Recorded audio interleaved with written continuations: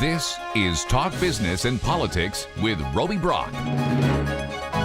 Welcome to today's Talk Business and Politics Daily. I am joined by Elizabeth Bowles. She's the president and chair of Aristotle, Inc., and she has been named to the Broadband Deployment Advisory Committee, the big old BDAC. BDAC, yes. BDAC, is that okay? I got to get my acronyms down on this. Welcome to the program. Good to have you with us. Thank you. Glad to be here. So the purpose of this national committee that is FCC sponsored and pushed is to accelerate high-speed internet, close the digital divide. Tell me how deficient we are in America. We are significantly deficient. And of course, how deficient depends on what definition of broadband. But the FCC's current definition, which is 25 megs down and 3 megs up, there's a substantial population, a substantial percentage of the population that does not have those speeds. Well, everybody's got one of these, yes, and everybody's got one of these. Yes. So really, how far do we have to go to get everybody to that minimum kind of level? Well, you'd be surprised how many areas of the country don't have sufficient cellular service or LTE service, one. Two, cellular service isn't really a substitute for a fixed service because of the bandwidth charges or the gigabit charges if you run over your data limitation. Right. And the average consumer streams hundreds of gigs of data if they're actually watching Netflix and doing all that kind of stuff. So that can produce a cellular bill of $300 or $400 or more a month. So for my opinion, and I think in the opinion of many people in the industry, that is really not served if you have to pay $300 or $400 a month to watch Netflix. So when we're talking about broadband, we're not just talking about mobile broadband, we're also talking about a fixed service.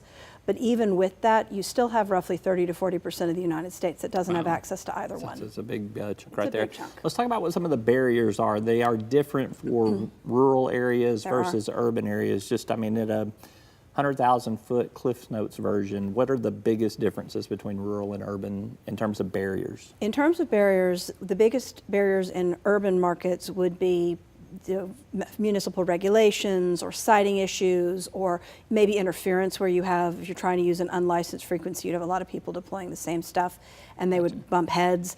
So you would have easements and those types of things would be issues in cities.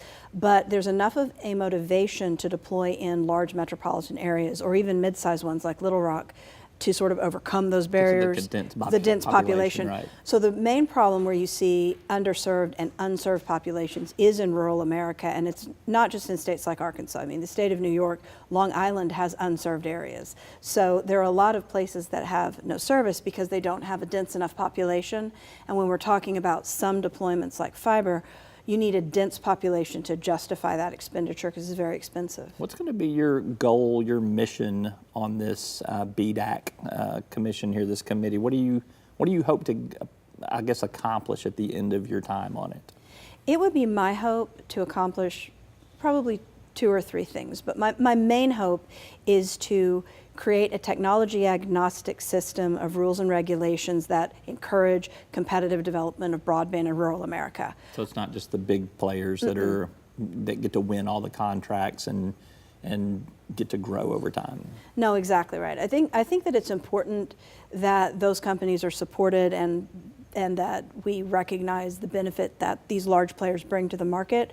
But we've been trying to solve the problem of broadband in the Delta for more than 15 years, and they still don't have broadband in large sections of the Delta. Too sparsely populated, not enough income to justify some of these larger expansions. Small companies like Aristotle are willing to go in. We don't need the same population level, but there are certain constructs in place that make it anti-competitive for us. And I believe... One example? Connect America funding, for example. First of all, you have to be a telephone company to get that. Okay, once the telephone companies didn't elect to take all of the money. In Arkansas, for example, there are still millions of dollars that what are called the price cap carriers, essentially CenturyLink, Windstream, AT&T, Verizon, chose not to take. So this millions of dollars of federal money that could come into the state is sitting there. So the FCC has to figure out how are we going to distribute that. And the way that they decided to distribute it is to say, okay, we're going to set up a series of rules that you have to meet. And the first set of rules that came out clearly favored enormously large companies, audited financial statements, top 100 banks, letters of credit that match, I mean, really so ridiculous. You want to make it a much more level playing field for innovation, for smaller players to come in and compete. For small business, for innovation, and for rural America, it's actually critical. And I also think that when you start looking at the entire broadband picture and what gets adoption rates up, when you have a single provider in a community, no matter who that provider is, you really see adoption rates of 30 to 40%. But when you have more than one provider, particularly 3 or more, that's where you see 60, 70, 80% adoption rates. Competition is good for broadband penetration. I like to call it the fast food theory of broadband. You know, there's a reason that when you have a McDonald's in town, the Wendy's builds right next to it instead of across town, because both of them make more money when they're right next to each other. So that's why you have these fast food corridors. Broadband's the same thing. When you have 3 competitors in a market, you have more people buying broadband, and they're willing to consider new plans and other family members get on. You don't see that when there's a monopoly provider in a community. So last question for you. What's the timeline on this committee's work, and where does it ultimately go? Does it go to Congress for legislative action? Does it go back to the FCC for regulatory action? A little bit of both? A little bit of both, I think. Primarily back to the FCC. The intent of the committee is literally, there's a statute that creates these advisory committees, and it is to advise the FCC on certain issues.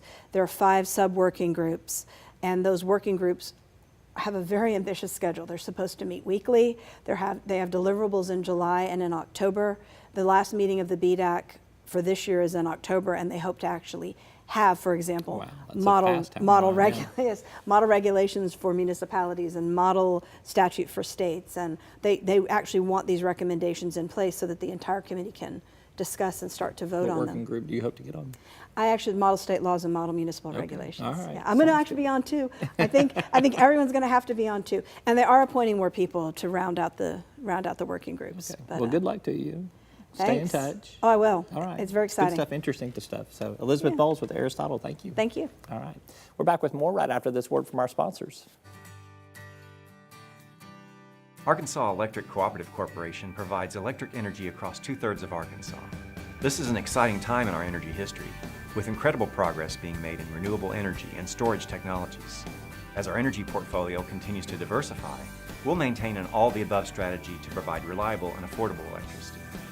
Ever since the first light bulbs were placed in our members' homes, the electric cooperatives have been the solutions provider for our members, and we want to continue that well into the future.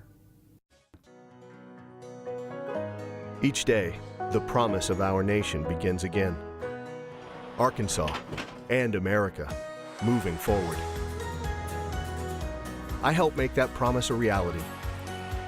It's not for everyone, but people everywhere depend on us. Trucking delivers, or everything stops. And that's what drives me.